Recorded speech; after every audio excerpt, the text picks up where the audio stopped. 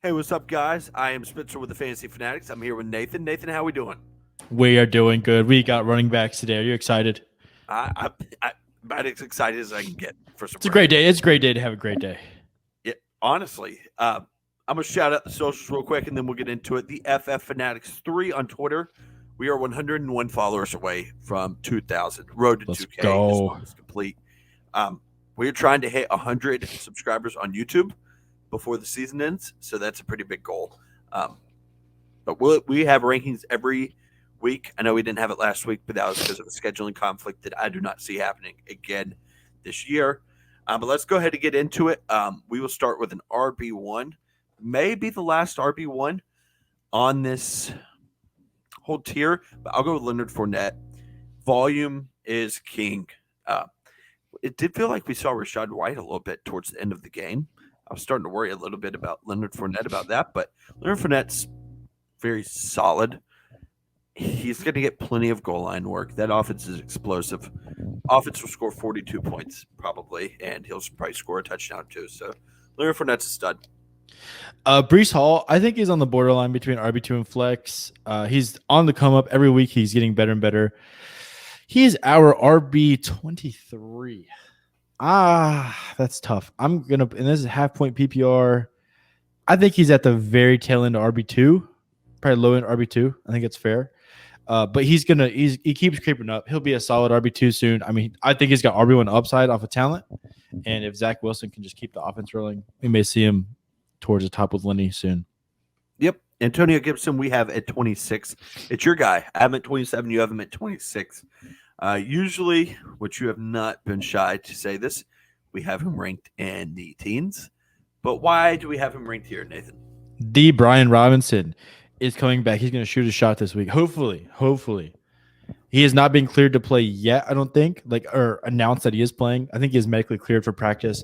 I think he is going to be the RB1 once he gets going, but time will tell. But if he plays this week, he's going to eat into Antonio Gibson's touches.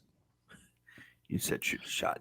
All right. I will go with Melvin Gordon at the end of close to the end. I can't even focus. The end of flex for now. We have him ranked at 27. I am at 31. I'm not necessarily concerned about the fumbles. I think he'll fix that. I don't think he just forgot how to run the ball. But I don't think. I think he might be the Javonte role, and Mike Boone will be the Melvin Gordon role. I don't see Melvin Gordon really, being an RB2 or an RB1 with 50, 60% snaps. Am I thinking of somebody else, or hasn't he fumbled like 4 times this year? 5. Yeah, that's Melvin Gordon, right? I mean, Yep. He has not looked good, hasn't been able to hold on the ball. They just signed Latavius Murray. Like, I get to replace Javonte, but I mean, I think there is a very likely scenario where Melvin Gordon may not get the majority of the snaps coming up soon. So time will tell. Yeah. Next, we got Naji Harris. He is in our RB2 tier this week. He has a horrific matchup at Buffalo. Kenny Pickett's first week, they're going to get the breaks absolutely smacked off. So if you got him, you probably have to play him unless you've got like Khalil Herbert and Jamal Williams and another RB1. So you probably have to play him, but good luck. I am very worried about Naji Harris, like in general. Yeah, hopefully Kenny Pickett can be a spark. But Kenny Pickett also ran in like 2 touchdowns, so it's like Kenny Pickett going to steal some of his touchdowns. I think that's kind of a fluke. I don't think it's going to. I don't think he'll rush for. I think he rushes for 2 more touchdowns all year. Kenny Pickett does. I think that's reasonable. Jonathan Taylor, a big topic. What we were talking about earlier. You have him at 23. I am at 6. All right, so I'll go first. I think Jonathan Taylor, if he plays 60, 70% of snaps, and that's enough for Jonathan Taylor to be Jonathan Taylor. Now I'll let you reason. Yeah, he's coming off a ankle sprain on a short week, playing on Thursday. I wouldn't surprise me if he doesn't play. I think it's kind of dumb if he does. And if they do roll him out there, I think there's a high chance of re-injuring it or making it worse. And if it goes smooth the whole game, I see a very likely scenario where he doesn't play, over 50% of the snaps. They'll lean on Nyheim Hines, and that's my reasoning. But if he's out there, if he's active, you're going to have to play him just because it's JT. But like Najee, good luck. It's crazy because it came out that they fear he has an high ankle sprain, and then that was it. Yeah. It was like, is it a high ankle sprain? Because if it's a high ankle sprain, I don't think he plays. No, definitely not. So, If it's just like a low ankle sprain, a very mild one, then maybe he could play. But that's still, after 4 days of doing it, that's still going to limit his production so much. But he's Jonathan Taylor. He's going to get their goal line work. And probably, I hate that it's going to happen, they're going to see him and they're going to be like, yeah, let's keep him out there. And then he's going to end up playing like 70% of snaps and may re-enter it. But there's a high chance. Devin Cook, he is towards the bottom end of our RB1 tier. Can't ignore the talent. He hasn't looked too great. I know he scored a couple of times. He's got a very good matchup against Chicago at home. I don't expect Chicago to have the ball very much. I think, that offense sucks. I don't know if they're getting David Montgomery back, but that would help. But Dalvin Cook, you can't ignore the talent. He has some injury concerns with his shoulder. I think he'll be fine. If you have him, you're definitely playing him. Yep. Clyde goes in right behind Naji. Not right in front of him. Right behind him. Everybody keeps saying sell high on Clyde, sell high on Clyde. When do we finally come to realize that maybe he's a decent option? Yeah, I mean, he's had some health issues in the past, and the offense, they're not so focused on Tyreek and Kelsey, even though Kelsey's still there. So they're spreading the ball around more, and Clyde's been, reasonably efficient. Having said that, there's still Pacheco, there's still McKinnon. So the touchdowns aren't going to be sustainable. I don't think so either. But what if they are? What if he's just in a high-powered offense that likes using them at the in the red zone? Yeah, it's just hard to get over the fact that he only plays a third of the snaps or 40% at most. So you're banking on touchdowns, and I think that's unsustainable. So yeah, and they had real success against Tampa Bay running him the ball. Yeah, and he averaged 15 yards a carry, and nobody runs on Tampa. Yeah, so I don't think. I don't know. If you got him, you got to play him. He's been way too hot. Clyde's such a tough player to evaluate. Yeah, Joe Mixon, RB1. I played against him last week. Still lost my matchup, but I was lucky that Joe Mixon didn't have 4 touchdowns. They give him the ball every time they're near the goal line. I don't know how he didn't score 12. Don't stop. Yeah, even though he gets stuffed 5 times. Here, try one more time. And he gets tons of volume. That offense is starting to click after a little bit of a sputtery start. They've got Baltimore in Baltimore. I expect a high-scoring game and Mixon to find the end zone once again. Yep, Damien Pierce goes at the top of RB2. I have him at 12. You have him at 13. Damien Pierce, I think, might be my favorite NFL player to watch. Oh, God. Here we go. Besides Latavius Murray, of course. Besides Latavius Murray. Oh, yeah, we didn't talk about that at all. I don't know if that was worthy of talking about. I am picking up Latavius Murray in all my fantasy leagues because he signed with Denver. Yeah, new things, not for me. Practice squad player. Would you pick him up in a 20-team league? 20-team, yeah. 20-team, I'll pick up anybody with a pulse. But I love Latavius Murray. Or I don't know why we're talking about Latavius Murray. Yeah, what are we doing? Yeah, what are we doing? You started this. I'm going to finish it. J.K. Dobbins. I think he is towards the back end kind of near Breece Hall. RB2. He looked really good last week. I think he had 2 touchdowns. My only concern going forward is Gus Edwards is coming back. There's always the threat of Lamar, and the passing offenses look good. But J.K. Dobbins is super talented, so if you have him, unless you have an ungodly amount of depth, you're probably starting him, I would think. You've probably waited on him to come back, so you got to start him. I think he's a great play. Yep. Zeke will go at the end of our flex territory. Zeke is slowly becoming not Zeke anymore. Just kind of This might be the last week that we talk about him on the tiers. With the Andrea Swift coming back soon, that will boot him. David Montgomery. Would you rather have Khalil Herbert? I feel like this is a stupid question, but Khalil Herbert with David Montgomery. That's disrespectful. We're moving on. That is disrespectful. I'm just saying. That's disrespectful. That man plays 10% of the snaps with David Montgomery's there. Yeah, but I don't think that will continue. Khalil Herbert's looks like Barry Sanders out there. He did last year, and when David Montgomery came back, he never saw the field. That's crazy. Kareem Hunt finds our flex tier. He is our RB30 this week. They played the Chargers at home. Nick Chubb has been on an absolute tear, so I don't know why they would give the ball to Kareem Hunt, but they kind of can't ignore the talent. talent. It's kind of like They paid him. They won't trade him away. So we It's kind of like the Tony give him- Pollard situation. Like, you just kind of give it to him every now and then just because he's there. He's a good Well, player. I think it's Zeke. I think it's the other way around. It could be. I think they're giving the ball to Zeke because they have to. They invested all this money, which everybody called an awful contract when it happened. Everybody looked stupid like the first year of the contract, and now it's like ever since he held out, he just sucks. I don't know. Josh Jacobs at 19, right above James Conner. He will fall into the flex. I think he is right up, right after Clyde. I have him ranked at 20. You have him at 17. We hated Josh Jacobs going into the season, but Yeah, I'm fading. He had a good week this week. I'm fading him this week just because they're probably going to be behind. yeah. Alvin Like Kamara? he's still like a decent RB2 tier, like decent RB2. But Yeah, Alvin Kamara, he's getting very good volume.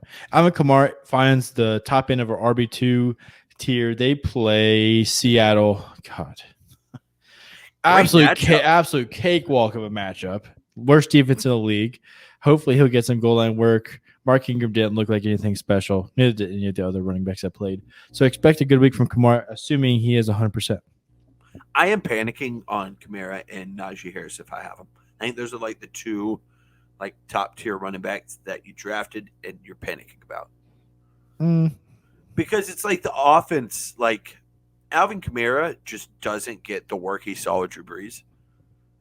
It's like not even close to the same work. Like it's just they're giving him the ball right at the middle, and that's not Alvin Kamara. That's not Alvin Kamara. Alvin Kamara's a pass catcher. I don't know. My top panic would probably have to be Javonte Williams, but you're a clown. no, go ahead. You're a clown. Now I think this is crazy that this is happening, but our number one running back this week tied for number one, but he's still Nick Chubb, who we absolutely sounded like clowns at the beginning of the season when we said that we didn't love Chubb because Kareem Hunt, not a pass catcher. Jacoby Brissett. It doesn't matter. Nick Chubb is Nick Chubb. So we sound like clowns. We are idiots. We apologize. Nick Chubb is our number one. That's our way of making up for it. Yeah, let us know how dumb we are in the comments. Appreciate it. Yeah. Miles Sanders. Talk about somebody who has been on an absolute tear. He's on the borderline RB1 and RB2 with how he's been playing. He's got a ton of volume. He looks really good. RB2. He is an RB2. I just got to see more of it. I'm not convinced. Jalen Hurts hasn't had quite as good of a game, which correlated to Miles Sanders getting a lot of volume. I expect more of Gainwell and Boston Scott than we've been seeing. Miles Sanders never had a season like this before where he's like consistently a dog. But, I mean, he's looked really good. If you got him, you definitely got to play him. I think it was funny. We were sitting here watching the games, and you said, Grant, look how many carries he has. I swear he has like 41, 42. And Grant responds with, he has 24. Yeah. It's like so funny. It just felt like he was getting the ball every single offensive play. It's like, are we going to see the first triple-digit carry game? Honestly. Derrick Henry finds the RB1 territory, kind of bounced back. But still, like Derrick Henry, you expect 150 yards and 2 touchdowns when you drafted him. I think those weeks are coming. He does have Washington, so this is a good get-right week. Jeff Wilson finds the flex territory. Had a good week last week, scoring tuds against the Rams. They've got Carolina, who's actually got a pretty good defense. In Carolina's offense sucks, so they should have the ball plenty. Wouldn't surprise me if Jeff finds the end zone again. If you picked him up like Spencer did, he's probably not a long-term solution for you, but I would try and get him in if you can this week. Yep. Khalil Herbert falls right behind Jonathan Taylor. Wow. What crazier words have never been said. And right ahead of Naji Harris. Yeah. I have him at 15. You have him at 18. He has Minnesota, so not a great matchup, but Latavius Murray and Mark Ingram just ran all over Minnesota. So I'm not too worried about the matchup, but I'm telling you, he looks like Barry Sanders out there. I think he's better than David Montgomery. I've said it a lot. He runs so hard, and he's a little dude. Next, we got James Conner, our RB20 this week. They play Philly. Philly's offense has been absolutely clicking. Arguably the best team in the league. I think they are. I think they have a top 3 defense. Yeah, I mean they're going to be ahead most likely. And Arizona's looked a little dysfunctional now and then, so they'll probably be playing catch up. you're banking on James Conner falling in the end zone because his efficiency has been atrocious. But when they do get near the end zone, they give it to James Conner. So that's what you're banking on. Yep, the man tied with first Saquon Barkley. Dog. Who would have known that 2 weeks in, the two running backs we're looking at is the highest ranked? Saquon Barkley and Nick Chubb. Crazy. Yeah. Crazy. But yeah, Saquon Barkley in PPR, I think he's better than Chubb. Half PPR, I think they're tied. And then standard, I would prefer Chubb. Saquon Barkley is going to get the ball. He's going to play quarterback. It's Saquon Barkley. There's not much to talk about. Aaron Jones, I think he's towards the bottom end of RB1. Everybody knows the talent, but A.J. Dillon is still there. Kind of holds him back, but he's been showing that he can produce with A.J. Dillon. He looks great. He plays in Chicago. Or I'm sorry, that's Devin Cook. He plays in Green Bay against the Giants. Decent matchup. Giants have an okay defense, but Aaron Jones, you can't ignore him. If you have him, you're playing him, no doubt. I expect a good game. I know I say that about a lot of the top guys, but they're going to have good games against the Giants. As I was going to say, if he was playing Chicago, I'd move him around here. Chicago is just so horrific. Yeah. Like in all aspects of football. Damien Harris, we have him at 22, right above Breece Hall, so he barely makes the RB2 list. He's like the most non-sexy RB2 play. But great matchup with Detroit. Yeah, he's not going to like bust off a 70-yard run, but he's probably going to score you a touchdown too.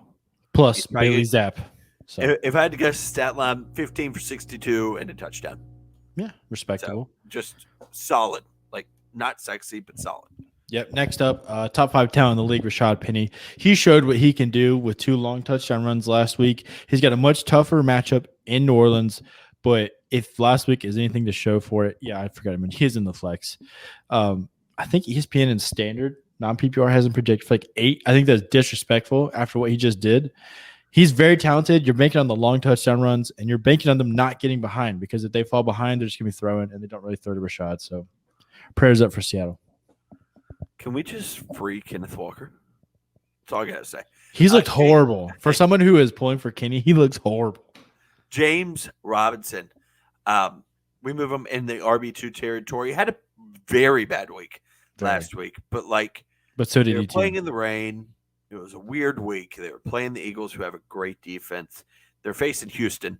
Big get-right matchup for James Robinson. I could see him having 20 carries, 100 yards, and a touchdown. Austin Eckler, right ahead of Aaron Jones in the RB1, had a monster week, won a lot of people matchups. I think that is closer to what we can expect from Austin Eckler. Had a very slow start of the season, but he bounced back in a big way. They play at Cleveland. Cleveland just lost to the Falcons, so I expect the Chargers to score much more than 23 like Atlanta did. I expect Eckler to find the end zone. Hopefully, Cleveland has repeat performance, and Eckler just runs all over him. Yeah, he had 3 touchdowns, correct? I think he did, yeah. So I saw a lot of people saying sell high on him. Unsustainable. Is it though? He led the league in touchdowns last year. He had 20? Yeah, is it unsustainable? I think he's just that good. I think this is crazy to say. I think it's more likely he scores 2 or 3 touchdowns than it is that he doesn't score any. He just gets that. I don't know. That might be a little He just gets that red zone to work like crazy. It's like they get down there, they have a big Mike Williams, big Gerald Everett. They're like, no, let me throw it to Eckler. Let me run it to Eckler until he gets in zone because I want to see guitar being played. I think you're up with A.J. Dillon. Oh, I think I am up. I just ranted so long. I thought you were up. A.J. Dillon is the top of flex. Another one who's just not good, fun to watch. But you look at your fantasy and you're like, oh, he has 15 carries for 82 yards. It's like, that's not great, but that's what you want out of your flex, I guess. I don't know. I drafted just running backs like crazy. So he's my RB 5 or 6. I'm looking to trade him if he has a big week. I don't love AJ Dillon, but if not a sexy play. If they get down to the 1, they're going to run it to him. So try to sell high if he scores a couple touchdowns or anything like that. I agree. Tell him that he has a great bald head. So Yeah, this next one hurts the heart as I am a DeAndre Swift homer and an owner. I traded away Jamal Williams. Jamal Williams owner. Yeah, top of the RB2 tier. He's been on an absolute rampage this year. I think he's got 6 touchdowns already. Dude's a freak. Well, not really. No, he's not really that good. He's just scored a bunch of tuds. It's those pep talks that he's given, like in practice. He just really cares about the team. Honestly, he's pumping them up. They're the number 1 offense in the league. If only he had pep talks to his defense, who is just absolutely atrocious. Yeah, they weren't invited to that meeting. DeAndre Swift gets him down there. Jamal Williams scores it, and everybody thought, "Oh, DeAndre Swift isn't there. Jamal Williams will be all right." No, Jamal Williams will get them down there, and Jamal Williams will score. This is totally off topic, and I know you probably won't like this conversation. I know you'll probably deny it. But when DeAndre Swift comes back, is there a legit argument to move him a little bit down in the rankings just because he's not their goal line back? No, he was insane without being the goal line back, and I think the touchdowns will come. I don't think his performance was I think those were outliers. I know you're gonna hate me. Have you seen his stats per game when he plays? I know you're hating me for saying that. I just think that's ridiculous because when he plays and doesn't score touchdowns, he's still amazing. I think you got to move him down to 12, 13-ish. That's still super high. But it's where, we had him ranked at 8 or 9. So when he's back, are you playing Swift or Damien Pierce? Oh, I'm playing Swift. Because you got to play Swift. But he's a dog. I think you're playing Swift over anybody in the RB2 territory for sure. But I don't know. I'm just scared Jamal Williams. Maybe I'm looking into it too much. I'm just scared Jamal Williams is going to get the ball every time they get to the 5. And I know DeAndre Swift is probably going to break off a 50-yard run for a touchdown, so it doesn't matter. And I'll be there. I'll be there to make sure you see.